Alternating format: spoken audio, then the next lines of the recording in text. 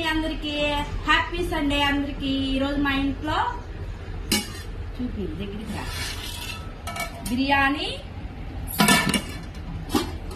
నాటుకోడి,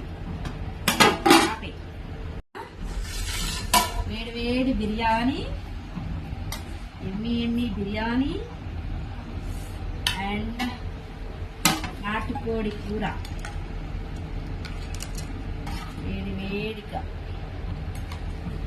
వేడి కూర తిందాం వచ్చేయండి.